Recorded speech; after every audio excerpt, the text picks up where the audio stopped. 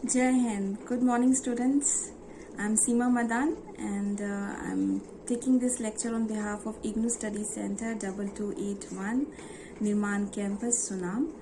And the course is ANC 1, Unit 7, and the course is, your topic is Principles of Meal Planning and Meal Planning for the Adults.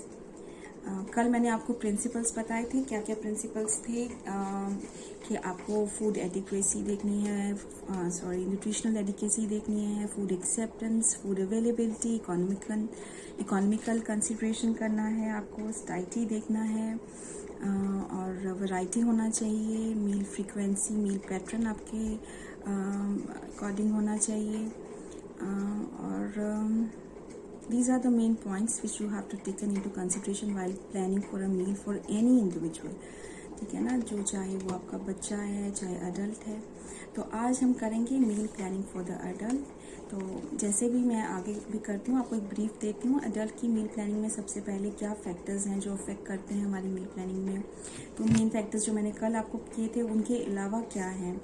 जब हम एक adult की करते हैं तो adult जो है वो 20 से लेकर टिल डेथ तक अडल्ट कहलाता है। फिर अडल्ट को हम उससे आगे भी डिवाइड करते हैं। कुछ जो हैं ने उसको डिवाइड किया है 3 कैटेगरीज में, जैसे कि 20 to 39, then 40 to 59 and then 60 to till death. तो ये 3 में आ जाता है। जो 20 to 39 है वो अर्ली अडल्टहुड आ जाता है। फिर मिडिल अडल्टहुड आ जाता है जैसे 40 to 59 में, और 60 से अबव आप जो है ओल्डर अडल्टहुड और लेट अडल्टहुड भी कहते हैं। ठीक है, और लेकिन आज जो मैं आपको एक्सप्लेनेशन देने वाली हूँ उसमें हमने 2 ही कैटेगरी में डिवाइड किया है। That is 20 to 39 is your early adulthood and then your older adulthood starts from 40 to till death.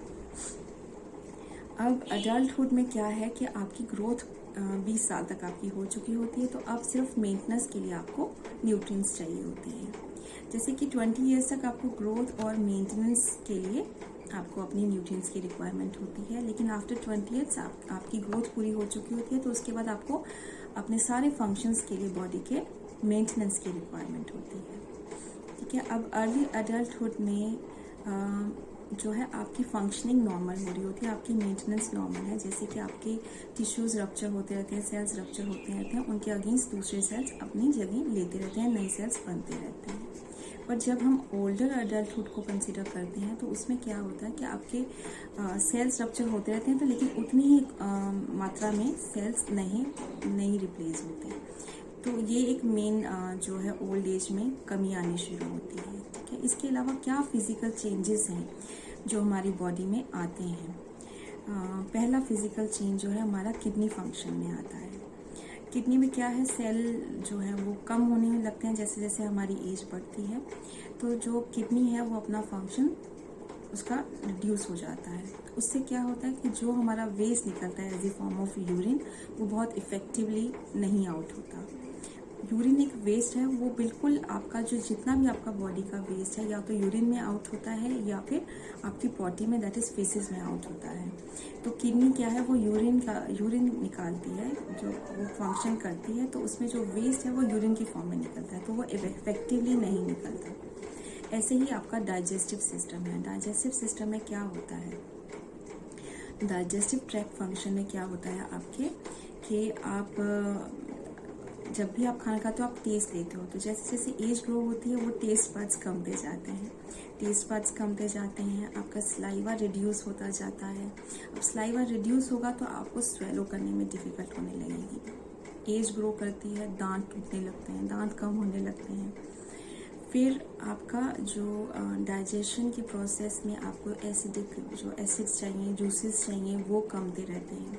अब जूसेस नहीं होंगे तो केमिकल रिएक्शंस कम जाएंगी, वो स्लो डाउन हो जाएगा प्रोसेस आपका फूड बहुत देर तक जो है वो डाइजेस्ट और एब्जॉर्ब नहीं होगा, वो आपकी टमी में रहेगा, जिसकी वजह से आप हैवीनेस और फुलनेस महसूस करते हैं। इसके अलावा जो आपके इंटेस्टाइन में कॉन्ट्रैक्शन होता है जिससे कि आपका फूड डाइजेस्ट हो, वो बहुत स्लो हो जाता है, मसल्स वीक होने लगते हैं, तो वो कॉन्ट्रैक्शन नहीं होता, जिससे जो भी आप खा रहे हैं फुली करी डाइजेस्ट नहीं हो पाता।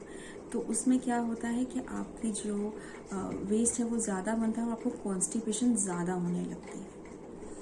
और वो वेस्ट भी अच्छे से बाहर नहीं आता, क्योंकि वो बहुत अच्छे से रप्चर नहीं होता, उसका बहुत अच्छे से ब्लड फॉर्म बनती है, तो बहुत अच्छे से वो अच्छे से ब्लड फॉर्म नहीं होता, बहुत अच्छे से वेस्ट आउट नहीं होता, उसकी वजह से हमें कॉन्स्टिपेशन बढ़ती है। तीसरा हमारा आता है स्केलेटल सिस्टम।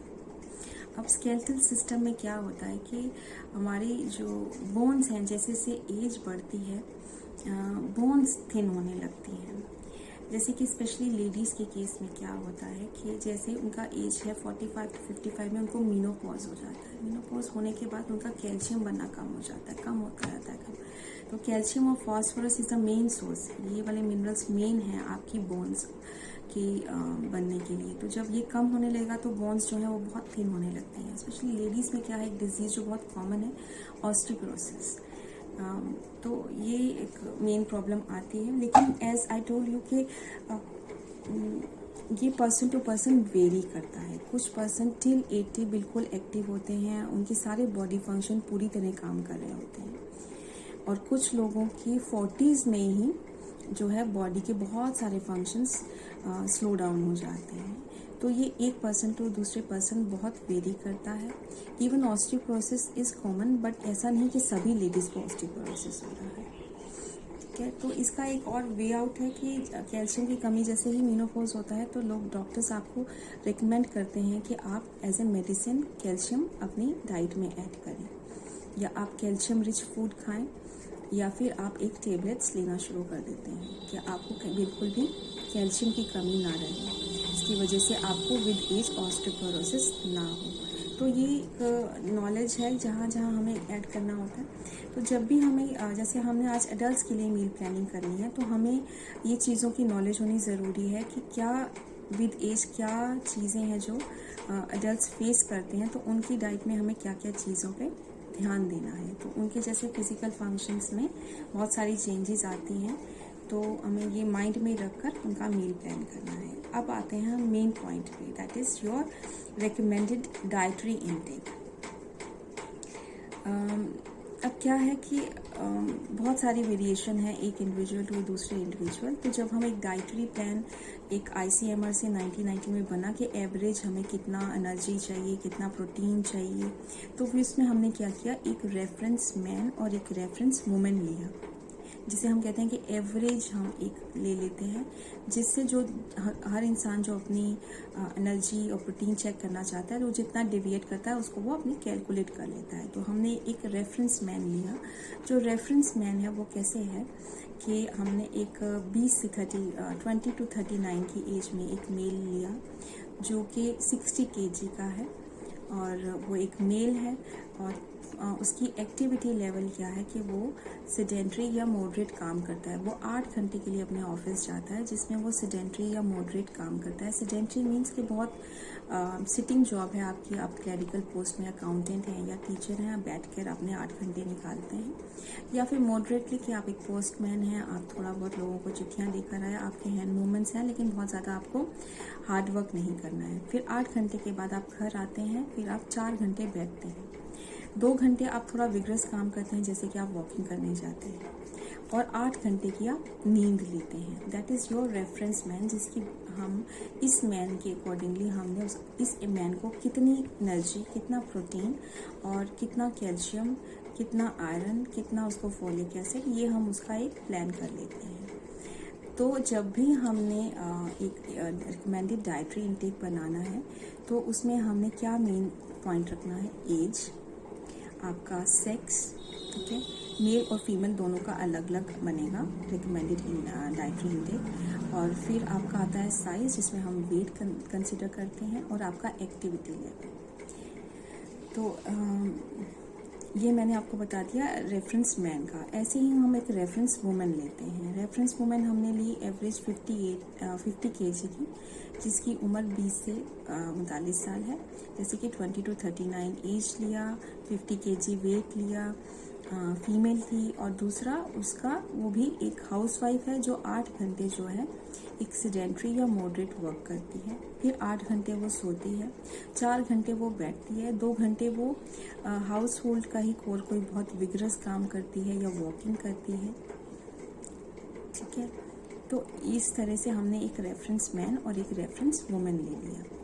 फिर हम एक जब डाइटरी इनटेक बनता है तो उसमें हम एक्टिविटी लेवल में कैसे डिवाइड करते हैं, sedentary, moderate and your heavy work. फिर हमें एनर्जी क्या है, जैसे कि हमें मील है जो हमने 60 kg का लिया है 20 to 39, तो उसको सेडेंटरी को कितनी एनर्जी चाहिए, 2425 किलो कैलोरी चाहिए। फिर मॉडरेट को कितनी चाहिए, अराउंड 2875 किलो कैलोरी चाहिए, और हैवी वर्क को 38 किलो कैलोरी चाहिए, 3800। फिर आते हैं हम वुमेन पे, वुमेन को कितनी एनर्जी चाहिए। वुमेन का वेट है 50 kg और 20 to 39 की एज की है, तो सेडेंटरी वर्क में है तो उसको 1875 जो है उसको सेडेंटरी को चाहिए, और जो मॉडरेट में है वो 2225 किलो कैलोरी मॉडरेट वाली को चाहिए, और जो हैवी वर्क करती है उसको 2925 किलो कैलोरी चाहिए, जो कि एनर्जी आपका as per the activity level आपका चेंज हो रहा है। अब हमें प्रोटीन जो है वो मेल को, चाहे वो सेडेंटरी है, चाहे मॉडरेट वर्क में है, चाहे हैवी में है, उसको कितना चाहिए 60 ग्राम, और फीमेल को कितना चाहिए 50 ग्राम।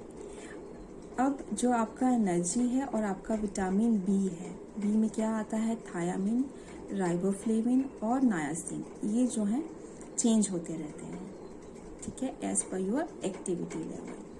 आपका आयरन जो है वो लेडीज़ को 30 मिलीग्राम चाहिए, और जो है मेल उनको 28 मिलीग्राम चाहिए। एक मैं आपको एक आइडिया दे रही हूँ जो रिकमेंडेड डाइटरी इनटेक है, वैसे जब आप उसको अच्छे से पढ़ेंगे अपनी बुक में आपको आइडिया होगा। तो हम जस्ट टेलिंग हूँ कि कैसे। कैल्शियम जो है वो 400 मिलीग्राम ही मेल को चाहिए, 400 मिलीग्राम ही फीमेल को चाहिए, और इसमें एक्टिविटी लेवल का कोई डिफरेंस नहीं आता। अब जैसे मैंने आपको बताया कि जब भी रिकमेंडेड डाइटरी इनटेक बनाते हैं तो जो मेन पॉइंट्स हम देखते हैं वो है एज, सेक्स, साइज और आपकी एक्टिविटी लेवल। तो एक्टिविटी लेवल जिसको मैं आपको बता रही थी sedentary, moderate and heavy level, उसको मैं आपको समझा रही हूँ कि जिसमें हैवी वर्क होता है। तो सेडेंटरी में वो लोग आते हैं जो बिल्कुल सिटिंग जॉब में हैं, जो वर्किंग है, जो कि ज़्यादा काम नहीं करते हैं, जिसमें कि आपकी टीचर आ जाता है, क्लरिकल, अकाउंटेंट, टेलर, जो बैठ के अपना काम करते हैं। ज़्यादा उनको जैसे हाउस वाइफ्स हैं जिनको एक हेल्पिंग मेड मिली हुई है तो वो बहुत ज़्यादा काम नहीं करे, तो उनको हम कंसिडर करते हैं सेडेंटरी में। फिर आते हैं मॉडरेट। मॉडरेट वो लोग हैं जो थोड़ा बहुत काम करते हैं, जिनके हाथ पैर चलते रहते हैं, जैसे कि पोस्टमैन है, अपनी चिट्ठियाँ डालने जा रहा है ना। और इसके अलावा मॉडरेट वर्क में क्या आते हैं आपके, एग्रीकल्चर लेबरर आ सकता है, ठीक है,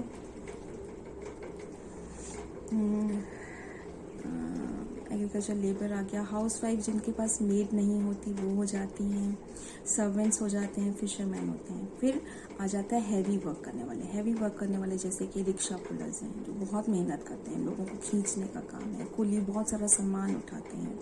माइन में काम करने वाले, ठीक है, और स्टोन कटर्स, ये हैवी वर्कर्स हैं जिनका बहुत ज़्यादा मेहनत लगता है।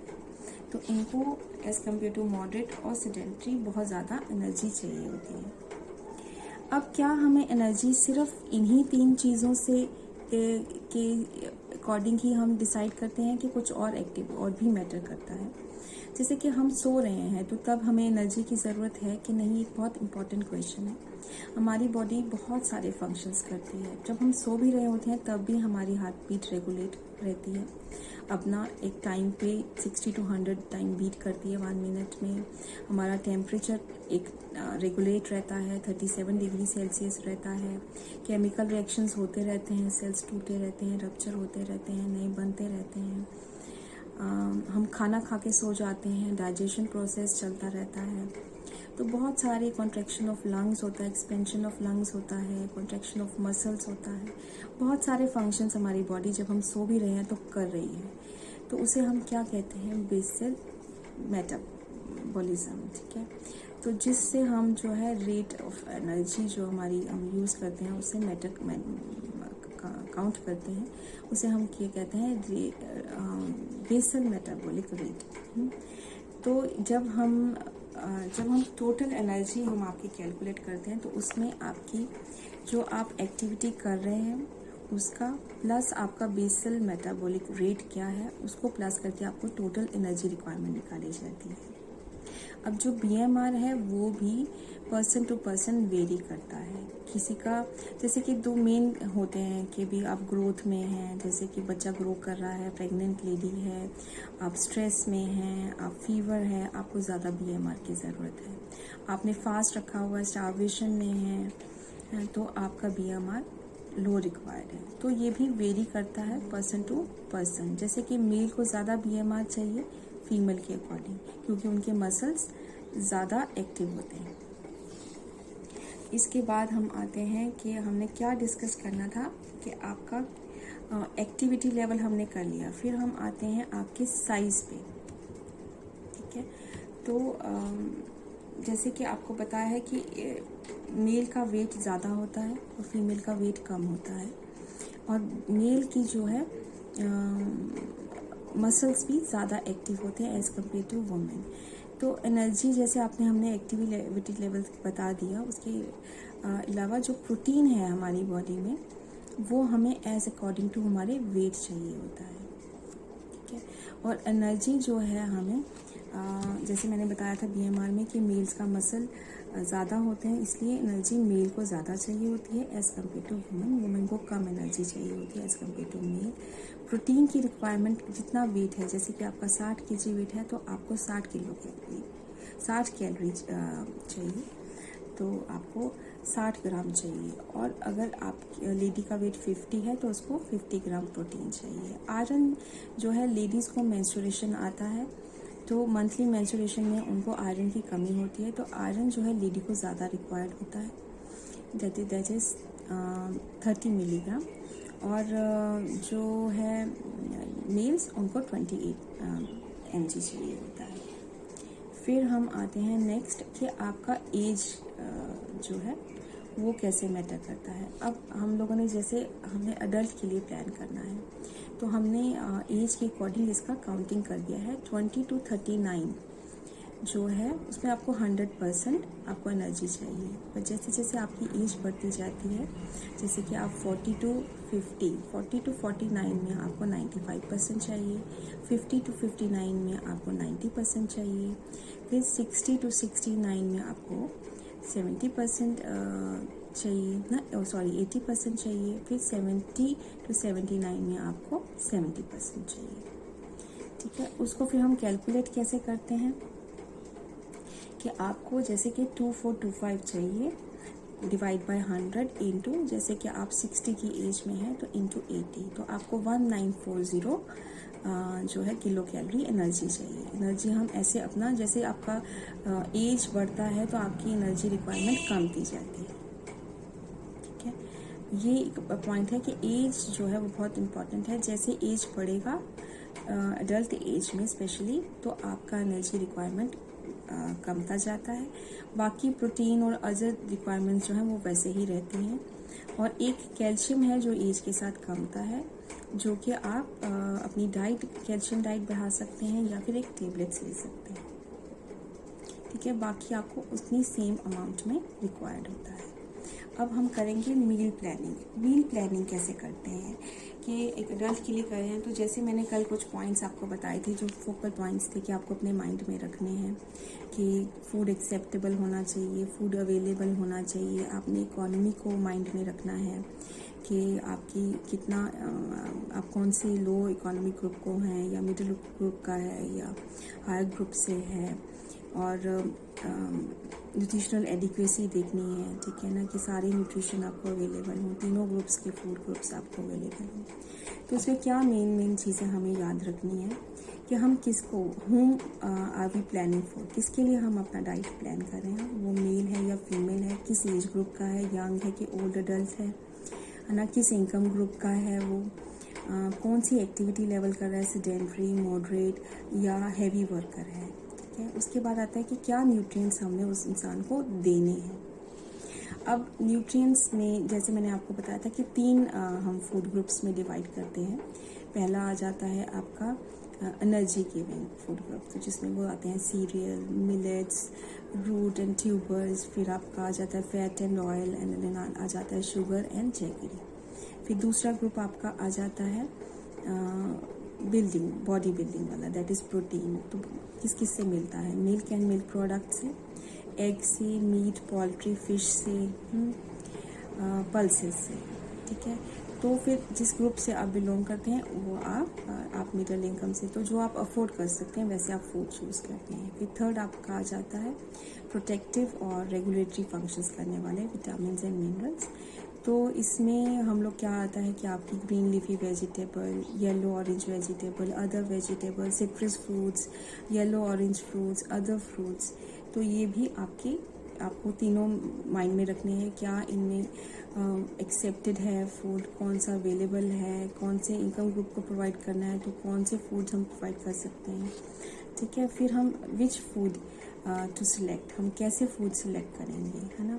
तो पहले तो हम लोग फूड्स में, जैसे आपको मैंने बताया कि सीरियल्स में हम क्या ले सकते हैं। अगर हम लो इनकम ग्रुप से हैं तो हम ज्वार बाजरा लेंगे, है ना। अगर मिडल से हैं तो सीरियल में हम व्हीट और राइस ले सकते हैं। तो अब जिस ग्रुप को करते हैं वैसे ही आप शुगर की जगह जैगरी लोगे। अगर आप लो इनकम से हैं तो शुगर जैगरी में क्या लोगे। फैट में अगर आप किस ग्रुप से हो, लो इनकम से हो तो वेजिटेबल ऑयल यूज़ करोगे। आप मॉडरेट से हो तो कुछ आप घी यूज़ कर सकते हो। हायर से हो तो आप बटर भी यूज़ कर सकते हो, ठीक है। फिर वैसे ही आपका फ्रूट्स एंड वेजिटेबल जो आपको सीजनली अवेलेबल हैं, आपकी कॉस्ट में आते हैं, आप वैसे फ्रूट्स एंड वेजिटेबल्स लेंगी। तो अगर लो इनकम ग्रुप से हैं तो चीपर पल्सेस यूज़ करेंगी। अगर आप मीडियोकर हैं तो मिल्क यूज़ करेंगी। हाई ग्रुप से हैं तो मिल्क प्रोडक्ट सारे यूज़ कर सकती हैं, कर्ड, चीज़ और जो भी अवेलेबल है। वैसे ही आप हाई ग्रुप से हैं तो आप मीट ले सकते हैं, एग ले सकते हैं, फ़िश ले सकते हैं, ठीक है। फिर इनकी अवेलेबिलिटी भी होनी चाहिए। तो इस तरह से आप फूड सेलेक्ट करते हैं। जैसे आप एक रिक्शा पुलर के लिए बना रहे हैं तो उसको ज़्यादा एनर्जी रिक्वायरमेंट है, ठीक है। प्रोटीन तो एज इट इज़ उसको जितना बाकियों को चाहिए होता है उतना ही चाहिए। तो जिसको ज़्यादा एनर्जी चाहिए तो उसमें आप ज़्यादा फैट, ज़्यादा शुगर, जैगरी ऐड करेंगे उसकी डाइट में, ताकि उसको ज़्यादा एनर्जी मिले। प्रोटीन रिच फूड उसको देंगी, वेजिटेबल्स फूड सब आप ऐड करेंगी, ताकि क्योंकि हैवी वर्कर है तो सारा उसको प्रॉपर डाइट मिले। तो हम लोग जब what should be the meal pattern क्या है, जैसे कि आप किस तरह से लेते हैं। एक बंदा वर्किंग है तो आप उसको लंच में पैक्ड लंच दे रहे हैं, सुबह आप उसको ब्रेकफास्ट देते हैं, रात को डिनर। एक मिनिमल 3 फ्रीक्वेंसीज में आप दे सकते हैं। इसके अलावा सुबह उठ के वो बेड टी लेता है, फिर ब्रेकफास्ट करता है, ऑफिस में वो चाय के साथ कुछ स्नैक्स लेता है, फिर वो पैक्ड लंच लेता है, फिर शाम को फिर वो चाय पीता है, फिर वो घर जाता है, फिर घर जाकर वो कुछ स्नैक्स लेता है, रात को डिनर लेता है, या रात को बेड टाइम में दूध लेता है। तो इस तरह से आपके मील का एक फ्रीक्वेंसी होता है कि आप क्या क्या दिन में कितनी बार मील लेते हैं। तो जब पैक्ड लंच है तो पैक्ड लंच में आप बहुत सारा वैरायटीज़ नहीं दे सकते, तो उसमें आपको जो है अपना आइडियाज़ यूज़ करने हैं। कैसे कि भी आप उसको पौष्टिक रोटी दे सकते हैं, जैसे दाल में मिसी रोटी, बहुत सारी सब्जियां मिला के आटा गूंद के परांठी बना दी, अचार के साथ दे दी या कर्ड के साथ दी, ताकि एक मिल्क प्रोडक्ट भी चला गया जो आपको प्रोटीन दे रहा है, आपको वेजिटेबल्स भी चली गई, है ना। कर्ड में आपने फ्रूट काट कर दे दिया ताकि फ्रूट्स भी चले गए पैक्ड लंच में। प्लस आप क्या कर सकते हैं कि राइस सांभर दे सकते हैं, पुलाव बना सकते हैं, बहुत सारी वेजिटेबल्स देकर आप कर्ड के साथ सर्व कर सकते हैं, साथ में फ्रूट्स काट के भेज सकते हैं। उसके अलावा आप राइस सांभर दे सकते हैं, आप पोहा बना सकते हैं, उसमें ग्राउंड नट यूज़ हो जाएगा, नट्स में वेजिटेबल्स डल जाएंगी और राइस फ्लेक्स का बना होता है, तो ये आप कर सकते हैं। आप पनीर का स्टफ़ पराठा दे सकते हैं कर्ड के साथ। तो आप पैक्ड लंच में बहुत सारा स्टफ़ नहीं हो सकता, लेकिन आप तीनों फूड ग्रुप्स ऐड हो जाएं ऐसा कुछ बनाकर दे सकते हैं। जैसे कि मैंने आपको बोला कि दही में आप फ्रूट्स डाल के दे देते हैं, तो आपको फ्रूट्स भी चले गए, कर्ड भी चली गई, आपकी जो प्रोटीन दे लिया, आपको विटामिन एंड मिनरल्स भी पास हो गए, वेजिटेबल्स आपने सारा पोहा में ऐड कर लिया, आपका सीरियल भी ऐड हो गया, वेजिटेबल्स भी चली गई आपकी, ठीक है। तो आपने एक टाइप में आपके पास एनर्जी, प्रोटीन और आपका जो है प्रोटेक्टिव फंक्शंस भी वाले फूड भी चले गए, ठीक है। इसके अलावा हम लोग क्या चीज़ें हैं जो हमें जब हम ओल्डर एडल्ट के लिए मील प्लान करते हैं तो क्या चीज़ें हैं जो हमें अपने माइंड में रखनी होती हैं, ठीक है। ओल्डर एडल्ट में क्या होता है, जैसे आपको मैंने बोला टेस्ट बड चला जाता है, सलाइवा नहीं होता तो उनको स्वेलो करने में मुश्किल होता है, दांत टूट जाते हैं, च्यू करने में मुश्किल होता है। तो कोशिश करनी चाहिए कि हम उनको मैश करके दें। जैसे कि हमने उनको सैलड देना है तो कुकुम्बर मैश करके कहने का मतलब आप उसको कद्दूकश करके दे सकते हैं। एप्पल नहीं खाया जा रहा, कद्दूकश करके दे सकते हैं। ऊपर वाला छिलका पील करके अगर वो खा पाते हैं जिस स्टेट में है, और पूरा अच्छे से पके हुए फूड देने हैं। रॉ सैलड्स, रॉ फूड्स नहीं प्रोवाइड करें, है ना, इस एज में नहीं डाइजेस्ट होते हैं। प्रॉपरली कुक्ड फूड देने चाहिए। अमाउंट कम देना चाहिए, ज़्यादा फ्रीक्वेंसी में खाना देना चाहिए, क्योंकि इस स्टेज में क्या होता है, डाइजेशन बहुत स्लो हो जाता है। कॉन्स्टिपेशन ना हो तो कोई भी मील मिस नहीं होना चाहिए, है ना। तो बहुत सारी चीज़ें हैं जब हम ओल्ड एज को देते हैं। फिर ओल्ड एज में क्या है कि आपको वाटर की रिक्वायरमेंट बहुत ज़्यादा है, तो आप उनको जूस, वाटर, टी, सूप, ये लिक्विड ज़्यादा देना चाहिए। ज़्यादा फ्लेवर्ड फूड नहीं होना चाहिए, ज़्यादा फ्राइड फूड नहीं देना चाहिए। ओल्ड एज में ब्लैंड फूड भी नहीं देना चाहिए। कुछ ऐसा कलर्स यूज़ करने चाहिए, अपीलिंग लगे कि उनका इच्छा करे, क्योंकि इस एज में क्या है, आपको हैवीनेस फीलिंग रहती है, तो बहुत ज़्यादा खाने की इच्छा नहीं होती। कोशिश करें सारी फैमिली मेम्बर्स एक साथ बैठ के उनके साथ खाना खाएं, ताकि उनको वो उस खाने को एंजॉय करें, ठीक है। और जैसे मैंने बोला है, फ्राइड फूड नहीं होना चाहिए, रॉ फूड नहीं देना चाहिए, मील मिस नहीं होना चाहिए। थोड़ा सा ज़्यादा लिक्विड प्रोवाइड करें उनको, सूप, जूसेस देने चाहिए, ताकि वो जल्दी से उन्हें डाइजेस्ट कर पाएँ। ज़्यादा फ्लेवर्ड फूड्स नहीं देने चाहिए, ठीक है, ओल्ड एज में। तो जब भी हम, चाहे वो बहुत ओल्ड एज के लिए या फिर एक नॉर्मल एडल्ट के लिए खाना प्लान कर रहे हैं, तो जो भी पॉइंट्स, जो भी चीज़ें हैं, हमें अपने माइंड में रखनी चाहिए कि ओल्ड एज के लोगों के साथ फिज़िकल फंक्शंस में बहुत सारी चेंजेस आ रही होती हैं, तो उनको कम खाना जल्दी फ्रीक्वेंसी में देना है। सॉफ्ट फूड देना है ताकि वो इजीली उसे डाइजेस्ट कर सकें। उनको ज़्यादा लिक्विड देना है, जिसमें टी,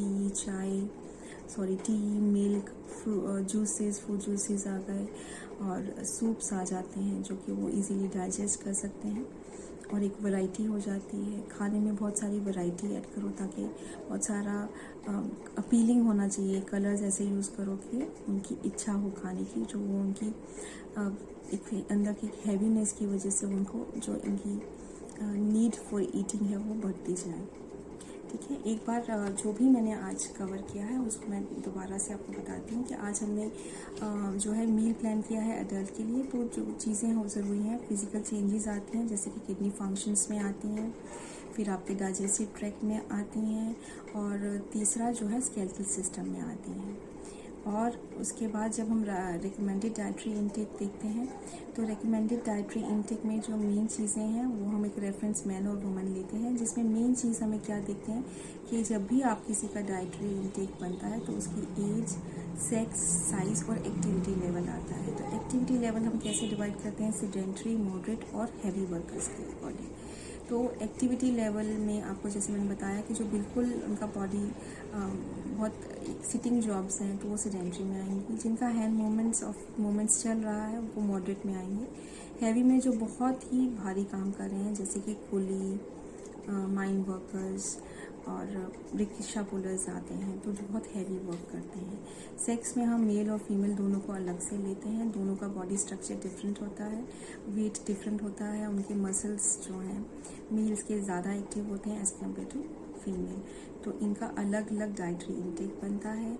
एक बेसल मेटाबॉलिक रेट है जो आपका एनर्जी में एक मेन पार्ट है, जो आपका एनर्जी रिक्वायरमेंट डिसाइड करता है, प्लस आपका एक्टिविटी लेवल को प्लस कर आपका टोटल एनर्जी रिक्वायरमेंट बनता है, ठीक है। जब भी हम मील प्लान करते हैं तो क्या चीज़ें किसके लिए हम बना रहे हैं, कौन सा फूड हमें सिलेक्ट करना है, कौन से न्यूट्रिएंट्स हमने लेने हैं, ठीक है। फिर क्या मील पैटर्न होगा, पैक्ड फूड में क्या जाएगा, ठीक है, जिसमें हमें ये ध्यान रखना है कि लेडी का लेबर कम लगे, फ्यूल कम लगे, उसके पास टाइम कम है, वो कम टाइम में खाना बना पाए, फूड एक्सेप्टेबल हो जिसको हम दे रहे हैं, फूड अवेलेबल हो, आपकी इकॉनमी मतलब आपकी कॉस्ट के अकॉर्डिंग फूड आप दें, ठीक है। फिर क्या स्पेसिफिक कंसिडरेशंस हैं इस चीज़ की कि अभी हम जब ओल्ड एज के लिए बनाते हैं तो उनको कॉन्स्टिपेशन रहता है, वो ज़्यादा हार्ड फूड नहीं खा सकते, तो पूरा कुक्ड फूड उनको प्रोवाइड करना चाहिए। और उनको लिक्विड ज़्यादा देना चाहिए। Flavoured food, fried food, spicy food उनको नहीं देने चाहिए। और जो भी एनर्जी है, एनर्जी और विटामिन बी जैसे कि थायामिन, राइबोफ्लेविन एंड नाइसिन जो है वो चेंज होते रहते हैं। बाकी प्रोटीन, कैल्शियम, आयरन, बाकी सारे न्यूट्रिएंट्स जो हैं वो सेम ही मात्रा में होते हैं बाकी एक्टिविटी लेवल में। जैसे सेडेंट्री, मॉडरेट और हैवी है, उसमें आपका एनर्जी और थायामिन, राइबोफ्लेविन और नाइसिन चेंज होते हैं आपकी एक्टिविटी लेवल के अकॉर्डिंग। ये सबसे मेन इम्पॉर्टेंट पॉइंट था। I hope what ever I have studied today आपको समझ में आया होगा। अब हम और अगर नहीं आएगा तो कल मैं आपको एक बार जब नया लेक्चर करवाऊंगी तो आपको मैं एक बार इसके पॉइंट्स रिपीट करूंगी। Thank you very much students.